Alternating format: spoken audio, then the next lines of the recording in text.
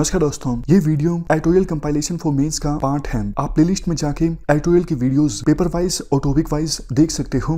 और अगर आप दिसंबर 2019 के बाद की वीडियोस को देखना चाहते हो तो वीडियो के नीचे मौजूद ज्वाइन बटन की सहायता से आप मेंबरशिप को ज्वाइन कर सकते हो। चलिए डिस्कशन स्टार्ट करते हैं। आप जीएस पेपर 3 के इस टॉपिक से आर्टिकल को रिलेट कर सकते हो। देखो, वैसे तो इंडिया के बारे में कहा जाता है कि डेमोग्राफिक डिविडेंड अभी फिलहाल इंडिया के पक्ष में है। मतलब इसका ये है कि वर्किंग एज पॉपुलेशन इंडिया में काफ़ी ज़्यादा है। बट महामारी की सिचुएशन में क्या देखने को मिला, वैसे कोई निश्चित आंकड़ा तो नहीं है, लेकिन कहा यह जा रहा है 1 करोड़ जो माइग्रेंट वर्कर्स हैं, मतलब वर्किंग एज में आने वाले जो लोग हैं, वो विभिन्न स्टेट से अपने अब होम स्टेट की तरफ जा चुके हैं। अब निश्चित तौर पर देखो, मोस्टली जो हैं वो इतना जल्दी तो वापस उस स्टेट में नहीं आने वाले हैं जहां से वो अपने नेटिव स्टेट में गए हैं। तो इसलिए जो इंडस्ट्रियलाइज्ड स्टेट हैं, फॉर एग्जांपल महाराष्ट्र, तमिलनाडु, गुजरात, अब इन राज्यों में वर्कर्स की बहुत ज़्यादा कमी होने वाली है।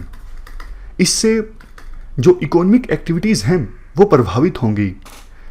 एक्चुअली सरकार ने कदम तो उठाए, लेकिन सरकार ने कदम उठाने में काफ़ी देर कर दी। अब फिर से भरोसा जीतना होगा वर्किंग क्लास के लोगों का, ताकि वो इंडस्ट्रियलाइज्ड स्टेट में आकर काम कर सकें और इकोनॉमिक एक्टिविटीज़ स्मूथली चल सकें। इसके अलावा देखो, हमारे देश में जो 10% वर्कर फॉर्मल सेक्टर में काम करते हैं वो भी कम परेशानियों का सामना नहीं कर रहे हैं। बहुत सारी कंपनीज़ ने फॉर्मल सेक्टर में काम करने वाले लोगों को पिंक स्लिप थमा दी, मतलब छटनी होने लगी, उनको बोल दिया गया आप रेजिग्नेशन दे दीजिए। बहुत सारे वर्कर्स की सैलरी काटी गई।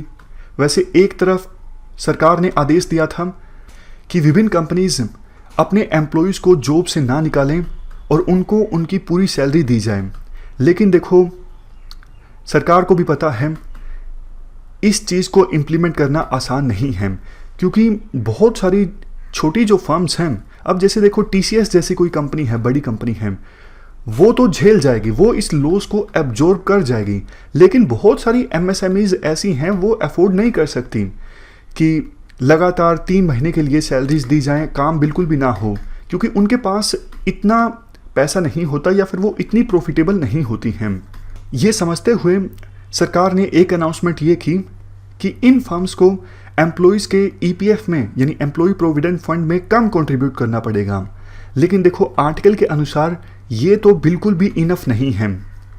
ऐसा करने के बाद ऐसा तो होगा नहीं कि विभिन्न जो एमएसएमईज हैं वो ऐसी सिचुएशन में आ जाएंगी कि बहुत ज़्यादा प्रॉफिटेबल हों, वो अपने एम्प्लॉयज़ को सैलरी दे सकें, इवन वो काम नहीं कर रहे हैं तब भी।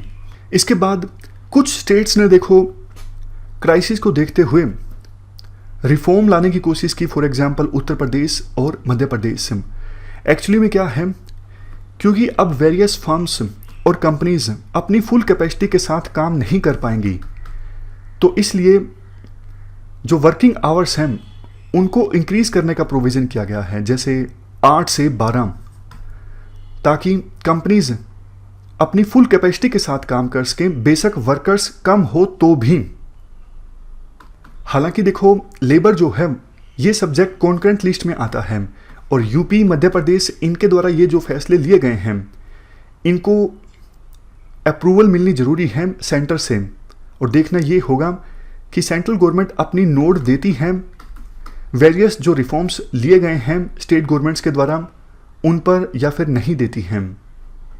लास्ट में एक बात ये बोली जाती है, देखो जितना जल्दी हो सके इन इश्यूज़ को एड्रेस करना ज़रूरी है। अगर इकोनॉमी को पटरी पर लाना है, इकोनॉमिक एक्टिविटीज़ को फिर से रिवाइव करना है, चूँकि अब बहुत कुछ चेंज हो चुका है, तो वर्क प्लेसेस पर हाइजीन पर बहुत ज़्यादा इन्वेस्ट करना ज़रूरी है, ताकि एम्प्लॉयज़ का भरोसा जीता जा सके कि वर्क प्लेस पर जाना एक प्रकार से खतरे भरा काम नहीं है, ये रिस्की नहीं है। जितना ज़्यादा आप हाइजीन पे इन्वेस्ट करोगे, आप इंफ्रास्ट्रक्चर पर ध्यान दोगे, उतना ही एम्प्लॉयज़ का ज़्यादा ट्रस्ट होगा वर्क प्लेसेस पर आने में।